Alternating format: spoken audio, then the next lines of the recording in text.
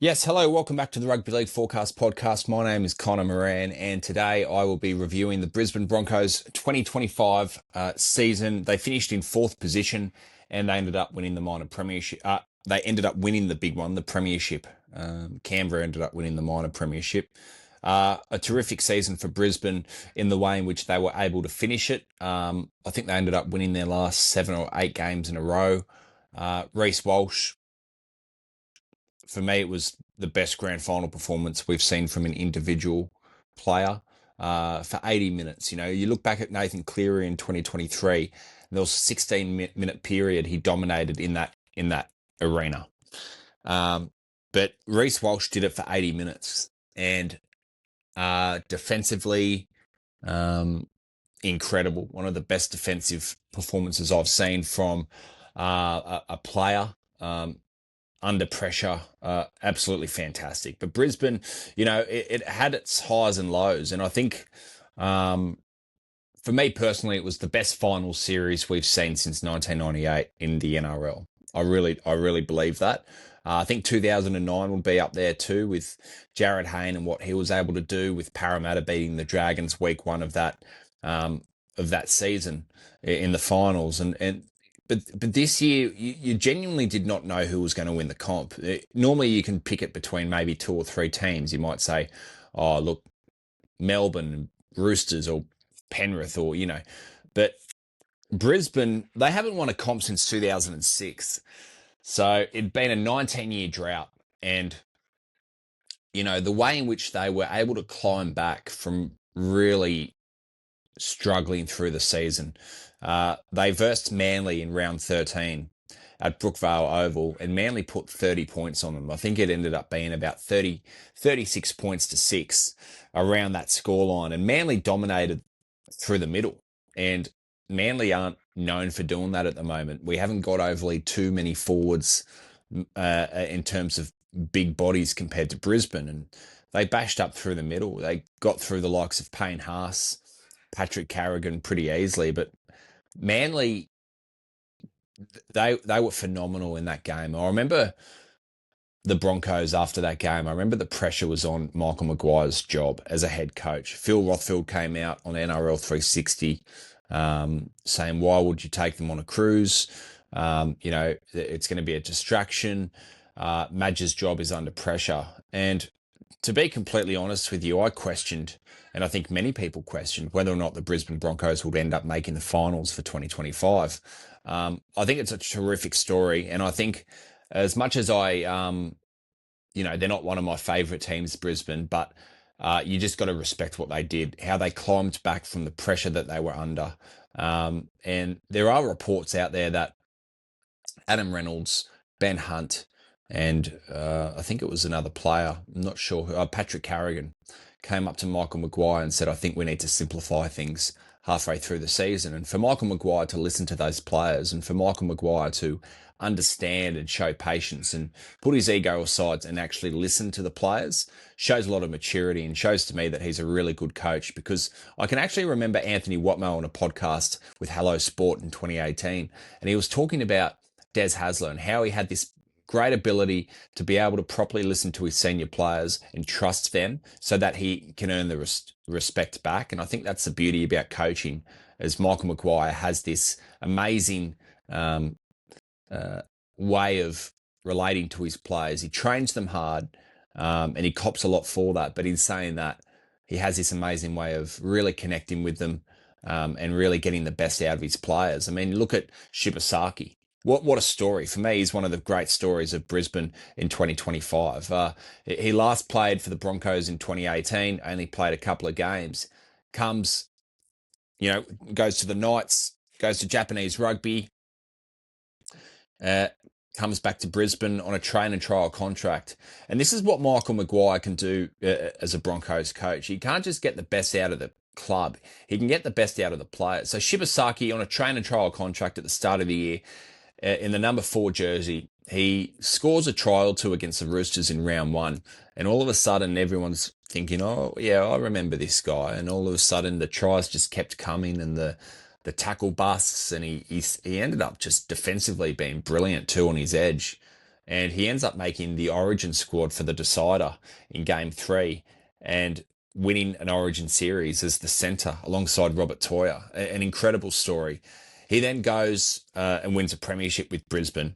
And even through that period, round 25, round 26, Shibasaki had a night out and he rocked up to training drunk. And Brisbane suspended him for around a couple of weeks, I think it was, and he got a significant fine. And Michael Maguire came out at the press conference. He said, "Yeah, I am disappointed in that because we expected better for him, but it's about making sure we can get the best out of him from now on." And they certainly did that. A month later, they ended up winning the competition. So Michael Maguire has this great ability of being able to get the best out of his players, not just in terms of on the field, but off the field as well. If they crash off the field, if they do struggle off the field, Madge Maguire has this amazing ability of getting the best out of them in life as well. For me, he's a brilliant coach, an underrated coach, New South Wales Origin 2024 coach, also won the Pacific Championships for New Zealand in 2023. 30-0, I think it was, over the Australian Kangaroos side. Unbelievable coach. And well, what a great story the Broncos are in 2025. You know, like round 27 for me was their most important game of the season. And, you know, excluding the grand final. But for me, the way in which they knew how important that game was at Suncorp Stadium. They had to beat the Melbourne Storm to finish in the top 4. They had to do it. And for me, they played like that was their grand final. And it was the grand final preview that maybe not many people saw coming. But the way that Brisbane dominated Melbourne, the way that they were able to pick themselves up after an error, and the way in which they were able to trust one another on the field at certain parts of the game was such a pleasure to watch as a rugby league fan. They were absolutely brilliant in that game. They had to win that to make the top 4. They finished 4th, and then week 1 of the finals, they end up first in Canberra. For me, the best game of the year. Fucking outstanding. Ben Hunt gets the field goal. And Brisbane had lost that game 3 times. They genuinely lost it 3 times, yet they found a way to win. And then we go 2 weeks later to the prelim final in Suncorp Stadium against the 4-time premiership winners, the Penrith Panthers, where Brisbane finished that 4-year dynasty at home. Adam Reynolds kicked from the sideline, exactly where he kicked, around where he kicked in the 2021 grand final. That same pressure, that same atmosphere, and this time he slots it over the black dot, and Brisbane end up winning that game. They go to the grand final, and in the first half, they struggled. They struggled to find the rhythm of the game. And it wasn't until about 35 minutes left of the game, so 5 minutes into the second half, where everything started to click and they started to dominate. Their halfback goes down, their 5'8" goes down. But as Katoni Staggs says, but we found a way to win, baby. He says that in the video with Michael Maguire. And they did. They found a way to win. And that personifies the Brisbane Broncos in 2025. They had an inconsistent year in the regular season. They weren't consistent at all, I think it's fair to say. But they were brilliant to watch. The way in which they were able to climb themselves out of the well to get back in contention to win the comp and then winning it. What a great story for the Broncos and the Broncos fans. They didn't make the 8 in 2024. And I actually can't remember the last time a premiership winning team had won where they didn't make the 8 the previous year. So, look, I think for your 5'8" to go down and your halfback to go down in a grand final and still hold on and win, and you're talking about Ben Hunt and Adam Reynolds, who have both played over 300 games, so much experience. I think it's around 674 games or something like that, experience between the two players. Yet they found a way. I thought Ezra Mann was brilliant in the second half of that grand final. When he came on, he just changed the momentum of the game. I won't get into the Ezra Mann thing. I'll just focus more on the Broncos season. Because I think a lot has already been said on it. But I just thought it was a terrific season from Brisbane. Even the likes of Katoni Staggs and Reece Walsh, their games went up another level. I thought Pake's at dummy half was fucking outstanding. He's not your sort of quick out of the mark dummy half, but his service from dummy half to Reynolds and Hunt when they needed it at times was absolutely brilliant. And, let's remember too that it was was it MCL injury for Reece Walsh, but he was out for a period of time for about 8 weeks, and he came back midway through the season, and it probably wasn't until around round 22, round 23 where his form really went up a level, where his form really got bigger and better. And it was just such a pleasure to watch. The thing about Reece Walsh too is, I will say, we've seen some brilliant individual performances at times through the season. You look back at Jared Hayne in 2009, Ben Barber in 2012, Tom Trbojevic in 2021, but not one of those players ended up winning a comp. And it was actually only Ben Barber and Jared Hayne that actually dragged their sides into a grand final. Tom Trbojevic got Manly to a prelim. But in saying that, Reece Walsh found this incredible form that we hadn't really seen much of over the last 20 years, but he ended up winning the comp for Brisbane. He really did. He ended up winning the premiership for the Brisbane Broncos. And sure, I get it's a team game, but the way in which he was able to defend and tackle Ryan Pappenhausen, Will Warbrick under pressure, with 5-10 minutes to go, he found a way to stop tries when millions of people around the country are watching. 80,000 people are watching at the stadium. He found a way, and for me personally, I just think it's such a pleasure to watch. And you look at Brisbane in 2026, and I will preview their season in the next month, but they're not really losing any players, are they? I mean, for me, they're only going to get bigger and better, and they're going to be extremely hard to beat. And they're 100% they're a big chance of going back to back in 2025. I think for Brisbane, their focus in 2026 will be finding the consistency through the regular season as well, because that's something they did lack in 2025. They just lacked being consistent. And at times under pressure, I think it was round 8 or round 9 against the Warriors, they didn't click, they didn't connect, and they didn't find a way to win that game. When Adam Reynolds and Ben Hunt were right in front of the posts, they went the opposite direction, and they didn't end up winning that game in Golden Point with the amount of experience that they had.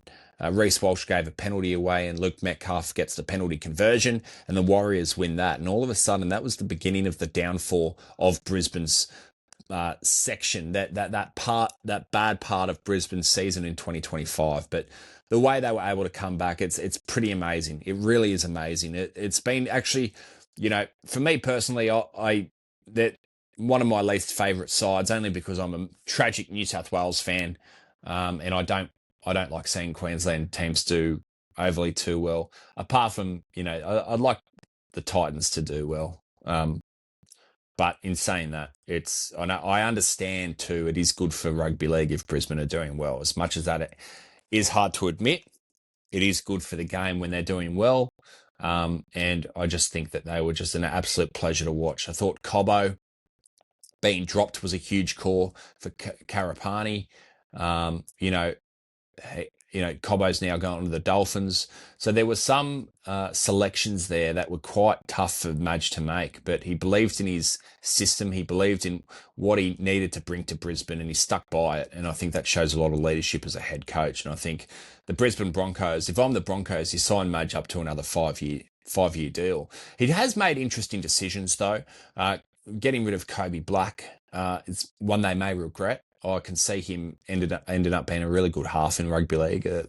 From what I'm hearing and the highlights I've seen, phenomenal talent. So, we could look back at 10, 15 years and go, what were they thinking getting rid of Kobe Black? But in saying that, they also have a tight salary cap with the players of Reece Walsh, Payne Haas, Patrick Carrigan. It goes on and on and on. And I just think they are they were a pleasure to watch in 2025 in the way in which they were able to be so low in confidence. There was a game, I think it may have been Magic Round or a couple of games after, and they versed the Dragons at Suncorp Stadium. The Dragons beat them by a try, and they found a way to win the Dragons. And I think that was the real low point for the Broncos. That for them was the real sore point, that they were almost gone out of contention of the finals. Like that, they were genuinely, they just couldn't find a way to score points or defend, and they weren't clicking, connecting. And I just, as a rugby league fan, you have to respect the way that they were able to find a way to do all that and end up winning a comp against Melbourne, who were in a grand final last year and had so much grand final experience. You have to respect that as a rugby league fan. The Brisbane Broncos, they finished in fourth position, as I mentioned, ended up winning the Premiership of 2025. A terrific season. Payne Haas, for me, was their best player of the year. Surprise, surprise. Absolutely fantastic. When Reynolds did play, I thought he did a really good job for them. But that is a question mark over his fitness and health going into 2026. Because for me, his hamstrings are just shot. You know, he's really at the back end of his career now. And Ben Dobbin, who is a journalist, he said that he believes that Reynolds will most likely be his last year in 2026. And that wouldn't surprise me as well. But just his direction, his experience, the way he led the side around when he was on the field was a real pleasure to watch. It reminded me of Cooper Cronk in those final years of his career for the Roosters, where he was a phenomenal player, but it was more just being another head coach on the field that helped them get to that premiership, or those premierships in 18 and 19 for the Roosters. So, I thought they did a really good job. And Karapani, I mean, how good's he? Like, I can see why Madge picked him, because he was so heavily involved for a winger. The way he involved himself continuously, the way in which he's just such a meter eater. He's such a good player. What a pleasure to watch the Broncos in 2025. So that is the Broncos season review done. And that is now, I've done all 17 clubs for the season review.